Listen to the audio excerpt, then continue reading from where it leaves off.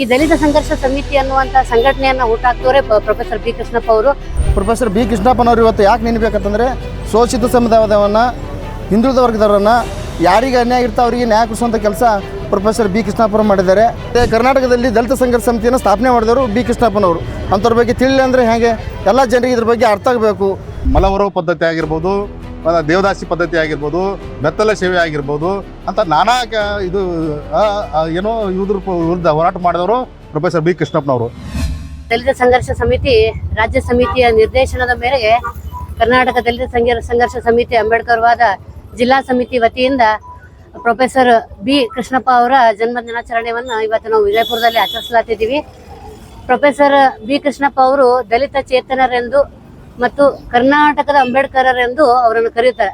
ಯಾಕ ಬಿ ಕೃಷ್ಣಪ್ಪರವರನ್ನ ಕರ್ನಾಟಕದ ಅಂಬೇಡ್ಕರನ್ನ ಕರಿಬೇಕಂತ ಹೇಳಿ ವಾಸ್ತವ್ಯ ಬಂತಪ್ಪ ಅಂತಂದ್ರೆ, ಈ ದಲಿತ ಸಂಘರ್ಷ ಸಮಿತಿ ಅನ್ನುವಂಥ ಸಂಘಟನೆಯನ್ನು ಹುಟ್ಟಾಕ್ದವರೇ ಪ್ರೊಫೆಸರ್ ಬಿ ಕೃಷ್ಣಪ್ಪ ಅವರು. ಅವರ ನೇತೃತ್ವದಲ್ಲಿ, ಅವರ ಸಹಯೋಗದಲ್ಲಿ DSS ಅನ್ನ ಅವರು ಹುಟ್ಟಾಕಿರ್ತಾರೆ. ಅದನ್ನ ದಾವಣಗೆರೆಯಲ್ಲಿ ಅವರು ಹುಟ್ಟಾಕಿರ್ತಾರೆ.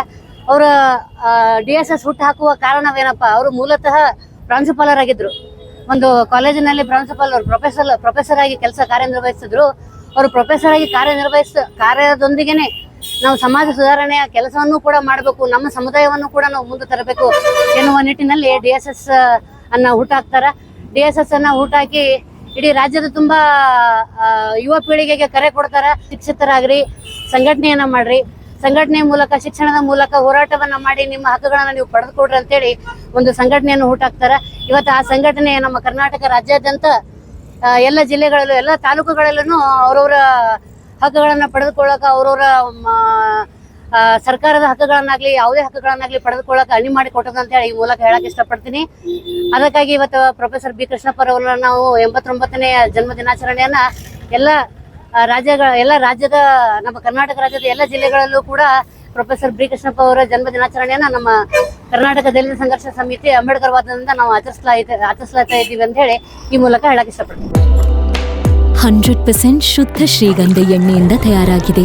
ಅಸಲಿ ಉತ್ತಮಿಕೆಯನ್ನು ಹೊಂದಿದೆ. ಮೈಸೂರು ಸ್ಯಾಂಡಲ್ ಸೋಪ್, ನನ್ನ royal beauty ritual. Professor B ಕೃಷ್ಣಪ್ಪನವರು ಇವತ್ತು ಯಾಕೆ ನೆನಬೇಕಂತಂದರೆ ಶೋಷಿತ ಸಮುದಾಯವನ್ನು ಹಿಂದುಳಿದ ವರ್ಗದವರನ್ನು ಯಾರಿಗೆ ಅನ್ಯಾಯ ಇರ್ತಾ ಅವರಿಗೆ ನ್ಯಾಯ ಕೊಡಿಸುವಂಥ ಕೆಲಸ ಪ್ರೊಫೆಸರ್ ಬಿ ಕೃಷ್ಣಪ್ಪರು ಮಾಡಿದ್ದಾರೆ. ಅಂಥವರ ಹೋರಾಟದ ಮಾರ್ಗದಲ್ಲಿ ಡಾಕ್ಟರ್ ಬಾಬಾ ಸಾಹೇಬ್ ಅಂಬೇಡ್ಕರ್ ಅವರ ಮಾರ್ಗದರ್ಶನದಲ್ಲಿ ಏನು BK ಅವರು ಹೋರಾಟ ಮಾಡ್ತಾರೆ, ಏನು ಮೂಢನಂಬಿಕೆ ಇರ್ಬೋದು, ದೌರ್ಜನ್ಯ ಆಗಿರ್ಬೋದು, ಅತ್ಯಾಚಾರ ಆಗಿರ್ಬೋದು, ಯಾರ ಮೇಲೆ ಬಡವರ ಮೇಲೆ ಅನ್ಯಾಯ ಆಗಿರ್ಬೋದು, ಅಂಥವ್ರ ಧ್ವನಿಯಾಗಿ ನಿಂತವ್ರಿಗೆ ನ್ಯಾಯ ಕೊಡಿಸುವಂಥ ಕೆಲಸ ಪ್ರೊಫೆಸರ್ ಬಿ ಕೃಷ್ಣಪ್ಪರು ಮಾಡಿರ್ತಾರೆ. ಅಂಥವ್ರನ್ನ ಇವತ್ತು ನಾವು ಸ್ಮರಿಸಬೇಕು. ಯುವ ಪೀಳಿಗೆಯನ್ನು ಇವತ್ತು BK ಅಂದವ್ರಂದ್ರೆ ಯಾರಂತ ಅರ್ಥ ಮಾಡಿಸ್ಬೇಕು. ಯಾಕಂದ್ರೆ ಬಿ ಕೃಷ್ಣಪ್ಪ ಅಂದ್ರೆ ಕೆಲವು ಜನರಿಗೆ ಗೊತ್ತೇ ಇಲ್ಲ. BK ಅವರಲ್ಲಿ ಯಾರು ಅವ್ರ ಬಗ್ಗೆ ಓದಬೇಕು. ಅವ್ರ ಬಗ್ಗೆ ಓದಿದಾಗ ಏನಂತ ಗೊತ್ತಾಗುತ್ತೆ. ಕರ್ನಾಟಕದಲ್ಲಿ ದಲಿತ ಸಂಘರ್ಷ ಸಮಿತಿಯನ್ನು ಸ್ಥಾಪನೆ ಮಾಡಿದವರು ಬಿ ಕೃಷ್ಣಪ್ಪನವರು. ಅಂಥವ್ರ ಬಗ್ಗೆ ತಿಳಿಲಿ ಅಂದರೆ ಹೇಗೆ ಎಲ್ಲ ಜನರಿಗೆ ಇದ್ರ ಬಗ್ಗೆ ಅರ್ಥ ಆಗಬೇಕು. ಮುಂದಿನ ದಿನಮಾನದಾಗ BK ಅವ್ರ ಬಗ್ಗೆ ಹೆಚ್ಚಿನ ಜನರಿಗೆ ತಿಳಿಸುವಂಥ ಕೆಲಸ ಕರ್ನಾಟಕ ದಲಿತ ಸಂಘರ್ಷ ಸಮಿತಿ ಅಂಬೇಡ್ಕರ್ ವಾದದಿಂದ ಮಾಡ್ತೀವಿ. ಮುಂದಿನ ದಿನಮಾನದಲ್ಲಿ ಯಾವುದೇ ರೀತಿಯ ಯಾರಿಗಾದರೂ ಅನ್ಯಾಯ ಆದರೆ ಅವ್ರ ವಿರುದ್ಧ ಹೋರಾಟ ಮಾಡಿ ಬಡ ಜನರಿಗೆ ನ್ಯಾಯ ಕೊಡಿಸುವಂಥ ಕೆಲಸ ಮಾಡ್ತೀವಿ ಅಂತಕ್ಕಂಥ ಮಾತನ್ನು ಹೇಳ್ತೀನಿ.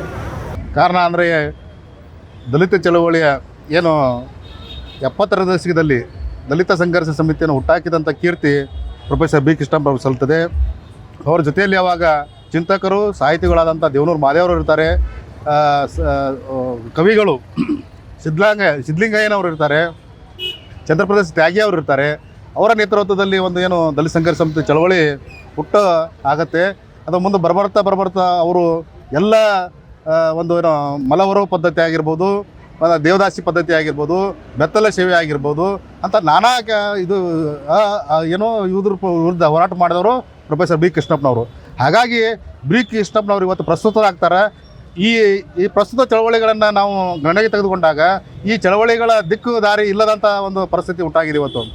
ಇವತ್ತು ಓದಬೇಕಾಗಿದೆ. ನಾವು ಬುದ್ಧನ ಓದಬೇಕಾಗಿದೆ, ಬಸವಣ್ಣನವ್ರನ್ನ ಓದಬೇಕಾಗಿದೆ, ಅಂಬೇಡ್ಕರ್ ಅವ್ರನ್ನ ಓದಬೇಕಾಗಿದೆ, ಪುಲೆ ಅವ್ರನ್ನ ಓದಬೇಕಾಗಿದೆ, ಸಾವಿತ್ರಿಬಾಯಿ ಪುಲೆ ಅವ್ರನ್ನ ಓದಬೇಕು. ಓದಿಗೆ ಅರಿವು ಇರುತ್ತೆ. ಹಾಗಾಗಿ ಶಿಕ್ಷಣವೆಂಬುದು ಒಂದು ಹುಲಿ ಹಾಲಿದಂತೆ ಅದನ್ನು ಕುಡಿದವರು ಗರ್ಜಿಸಲೇಬೇಕು ಅನ್ನುವಂಥ ಮಾತನ್ನು ಇಲ್ಲಿ ಇವತ್ತಿನ ಕಾಲಕ್ಕೆ ಅದು ಪ್ರಸ್ತುತ ಆಗಿದೆ. ಇವತ್ತು ಏನು ಮಾಡ್ತಾ ಇದ್ದಾರೆ ಯುವಕರು, ವಾಟ್ಸಪ್, ಫೇಸ್ಬುಕ್, ಟ್ವಿಟರ್ಗಳಂಥ ಒಂದು ಸಾಮಾಜಿಕ ಜಾಲತಾಣಗಳೇ ಹೆಚ್ಚಿನ ಸಮಯನ ಕಳೀತಾ ಇದ್ದಾರೆ. ಅದನ್ನು ಬಿಟ್ಟು ಹೊರಗಡೆ ಬಂದು ಪುಸ್ತಕಗಳನ್ನು ಓದೋದ್ರ ಮುಖಾಂತರ BK ಅವರು ಯಾರಂತೂ ಅವ್ರಿಗೆ ದಲಿತ ಚಳವಳಿಯ ಯುವ ನಾಯಕರಿಗೆ ಅದು ಅರ್ಥ ಇಲ್ಲ. BK ಅವರು ಯಾಕೆ ಅದನ್ನು ದಲಿತ ಸಂಘರ್ಷ ಸಮಿತಿಯನ್ನು ಹುಟ್ಟಾಕಿದ್ರು ಅನ್ನೋಂಥದ್ದು ಸಾಕಷ್ಟು ಕಾರಣಗಳಿವೆ.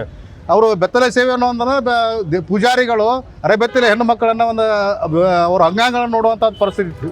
ಅದನ್ನು ಖಂಡಿಸಿ ಹೋರಾಟ ಮಾಡ್ತಾರೆ. ಆಮೇಲೆ ಅನುಸೂಯಮ್ಮ ಕುಂಬಾರದ ಹೆಣ್ಣು ಮಗಳು ಇರ್ತಾಳೆ, ಅವಳ ತಂದೆ ಮತ್ತು ಆಕೆ ಕೊಲೆ ಆಗುತ್ತೆ. ಅನುಸೂಯಮ್ಮನ ಅತ್ಯಾಚಾರ ಮಾಡ್ತಾರೆ. ಆ ಅನುಸೂಯಮ್ಮನ ಅತ್ಯಾಚಾರ ಮತ್ತು ಕೊಲೆ ಪ್ರತ್ಯುತ್ತರವಾಗಿ BK ಅವರು ಒಂದು ದೊಡ್ಡ ಹೋರಾಟವನ್ನು ರೂಪಿಸ್ತಾರೆ. ಅವ್ರಿಗೆ ಶಿಕ್ಷೆ ಆಗುವಂಗೆ ಒಂದು ಹೋರಾಟ ಮಾಡ್ತಾರೆ.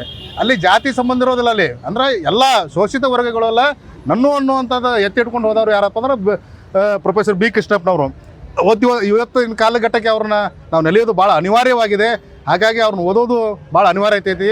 ಹಾಗಾಗಿ ನಾವು ಮುಂದೆ ದಲಿತ ಸಂಘರ್ಷ ಸಮಿತಿ ಚಳವಳಿಯನ್ನು ನಾವು ಯುವಕರು ಒಯ್ತೀವಲ್ಲ, ಅವ್ರನ್ನ ಓದಬೇಕಾಗಿರ್ತೈತಿ. ಹಾಗಾಗಿ ಅವ್ರನ್ನ ಓದ್ಕೊಂಡು ಮುಂದೆ ದಾರಿ ಸಾಗಬೇಕಾಗಿದೆ.